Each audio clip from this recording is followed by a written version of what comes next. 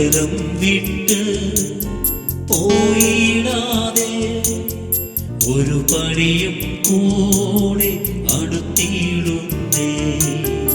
അകലം വിട്ട് പോയിടാതെ ഒരു പടിയും കൂടെ അടുത്തിടുന്നേ. ആ മാർവോടു ചേർന്ന് കിടന്ന് ആ ചൂടിൽ പൊതിഞ്ഞിരുന്ന്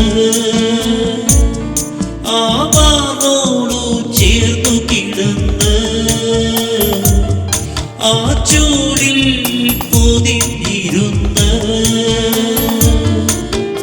ഇനിയുള്ളതാ പാഴാക്കാതെ എന്നപ്പനായി വേല ചെയ്യാം. ഇനിയുള്ളതാ പാഴാക്കാതെ എന്നപ്പനായി വേല ചെയ്യാം. ഇനിയുള്ളതാ പാഴാക്കാതെ എന്നപ്പനായി വേല ചെയ്യാം. ഇനിയുള്ളതാ പാഴാക്കാതെ എന്നപ്പനായി വേല ചെയ്യാം. ലൂക്കോസ് എഴുതിയ സുവിശേഷം 15-ാം അധ്യായം അതിൻ്റെ 11 മുതൽ വായിക്കുമ്പോൾ, അപ്പൻ്റെ ഭവനത്തിൽ നിന്ന് ഓഹരിയുമായി കടന്നുപോയ മകൻ തൻ്റെ ജീവിതത്തിലുണ്ടായിരുന്ന എല്ലാ നന്മകളും നഷ്ടപ്പെടുത്തി കളഞ്ഞു.